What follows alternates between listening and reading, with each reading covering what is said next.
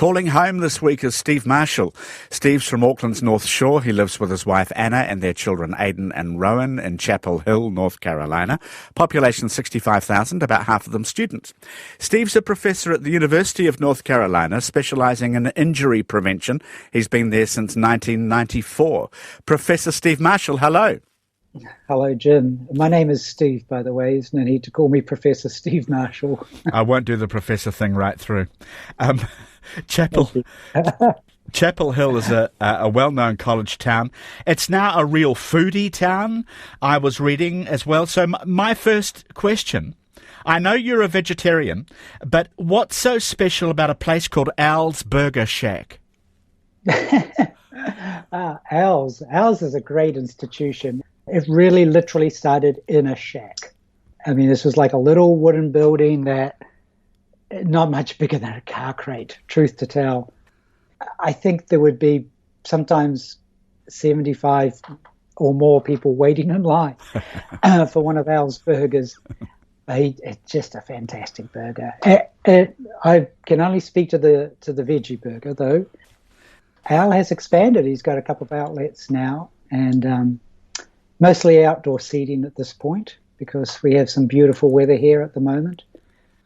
You do have beautiful weather, actually. It gets pretty hot in summer there, doesn't it, in Chapel Hill? Yeah, it gets, and the humidity gets to 100%, and it'll stick at 100% humidity for weeks on end, which is not very nice.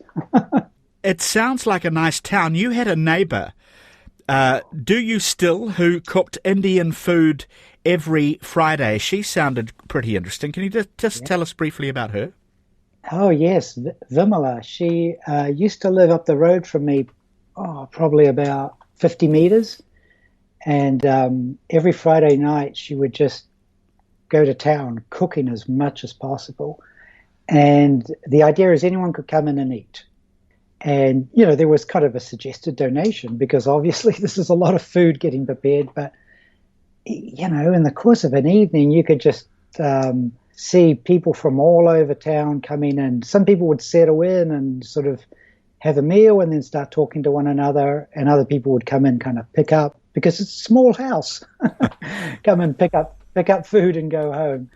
But this woman is a masterful Indian chef. I mean, Vimala's chutneys are the best Indian chutneys I've ever had. She really spends literally years maturing her chutneys. Oh, they're just to die for. They're the best. She actually ended up opening a restaurant on our main street on Franklin Street. It's called the Curry Blossom Cafe. And her business model is an interesting one. Her business model is when Vimala cooks, everyone eats. This might not be the one that or the banks would get behind, but the people get behind it in a big way. I would say it's some of the best food in Chapel Hill, and there's a lot of competition for that slot. So I hear. Okay, so you're in a town with a lot of people who cook really well.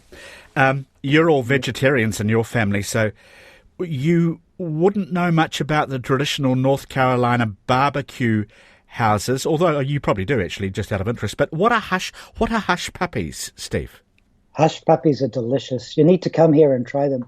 So North Carolina barbecue is nothing at all like a barbecue in New Zealand.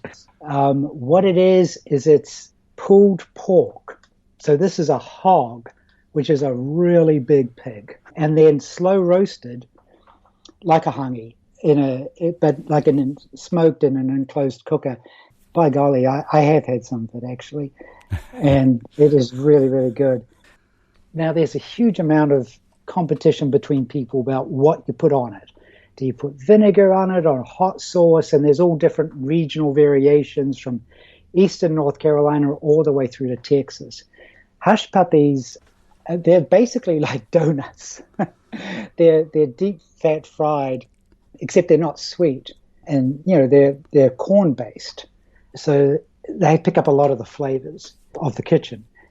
You describe meat-eating dishes with impressive expertise, considering that I Grew up in New Zealand, Jim. Yeah, that's right. You grew up in New Zealand. Now, Steve, music must be prominent in Chapel Hill as well. I noticed Bruce Springsteen has regularly played there. He likes coming back. I think Bruce is just a born performer. I think when he drops dead, they'll try to put him in the ground, but he'll burst out of it carrying a guitar and singing. I think Bruce loves a college town because it's got liberal, progressive politics and people who love a good ballad.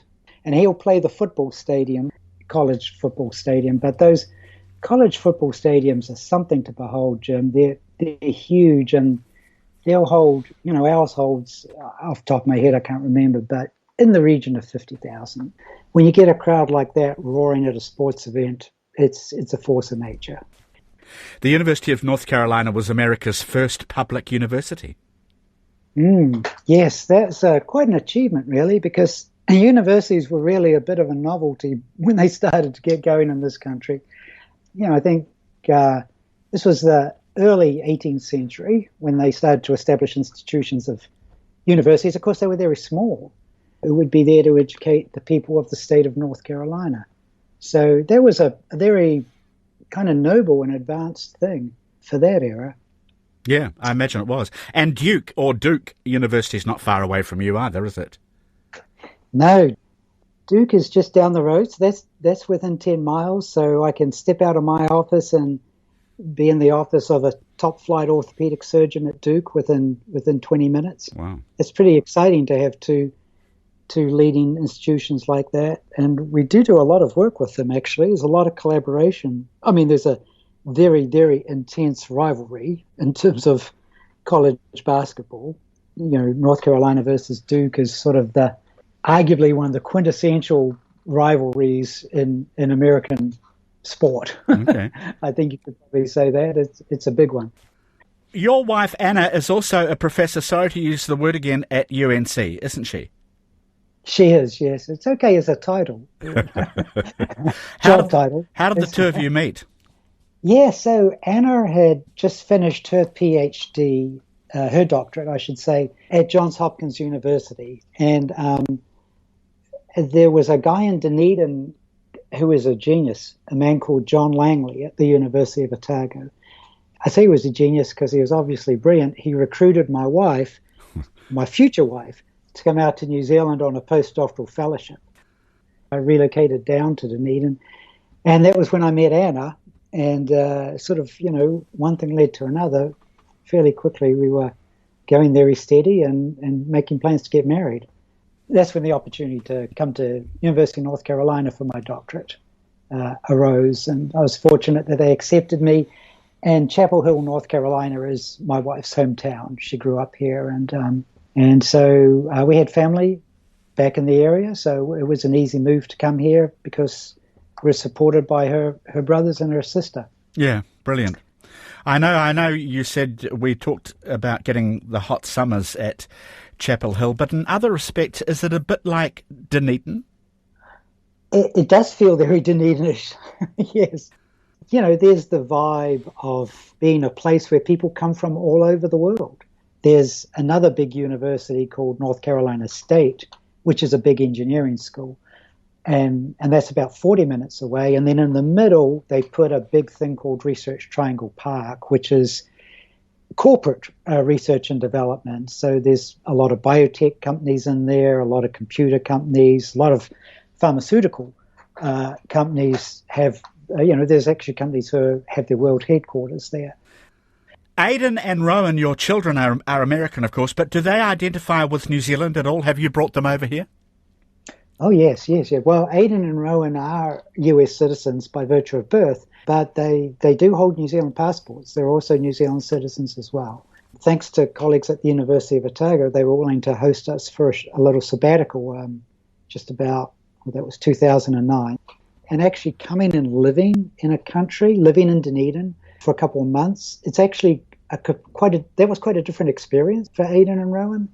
That was a great experience for them to get the experience of actually being in New Zealand. That's when they earned their stripes as New Zealanders. I always ask about house prices. They're not actually that cheap in Chapel Hill. Average price 850,000 New Zealand dollars. So actually, there's not that much difference, actually, although you have houses that get up into the millions at the fancier end of things. What's the general cost of living comparison between where you are and, say, Dunedin? Yeah, so I mean, I grew up in Auckland, so we wouldn't be able to afford to move back to Auckland, Jim, let me put it that way, in terms of house prices, because I don't think we could buy a shed in Auckland for the value of our home in Chapel Hill. I think living in Dunedin would definitely cost you somewhere between 25% more on the average month. Okay. For rent and food and entertainment, and clothes would run you quite a bit more than that. You could be paying, another 50% more. So I think cost of living here would definitely be cheaper than Dunedin. Steve Marshall is calling home from Chapel Hill, North Carolina. As close to magic as I've ever been was how the writer Tom Wolfe described his days at the University of North Carolina. What makes the place so special if you were telling somebody at a party? It just draws from, no matter what the country is, chances are there's someone here from that country. So it's just a great way to run into different cultures and experience. You can kind of experience a little bit of the world without having to leave home to some extent, I guess, is how I'd say that's, to me, what makes it really special. Over here, it's not unusual. People say, "Oh, you're from New Zealand. That's exciting. Why did you leave? I'd die to go there." Your own school, the Gilling School of Global Public Health, is rated second best in the US behind only Johns Hopkins, which is privately funded. That is pretty impressive. What's the secret behind the high standard? I think people really believe in working together at Gillings, and they really believe that their research is helping make the world a better place and helping other people's lives. What inculcates that into those people, though, that they have that kind of belief and zeal? It's so much part of the atmosphere. It kind of comes out of the walls at you.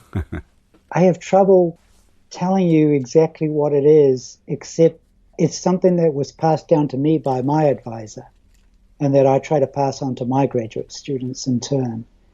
Something in the water at Chapel Hill.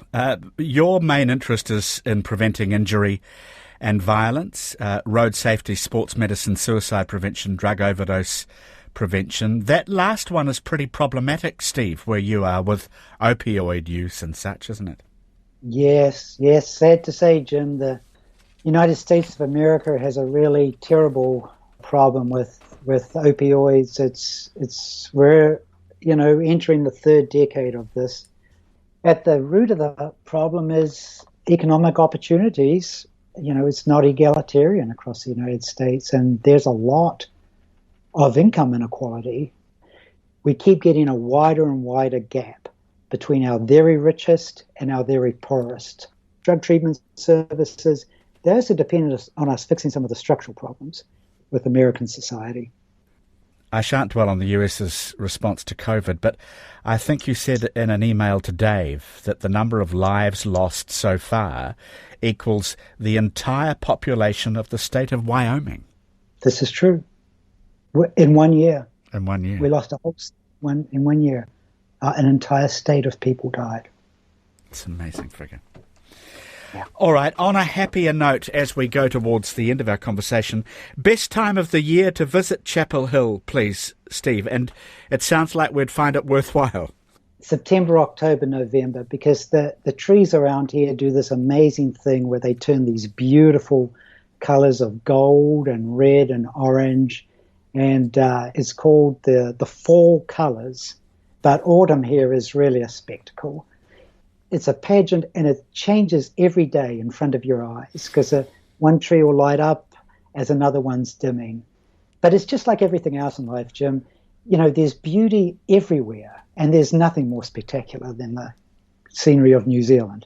But there's beauty everywhere. The trouble is we all get so busy, we forget to take the time to truly see what's around us. Aye.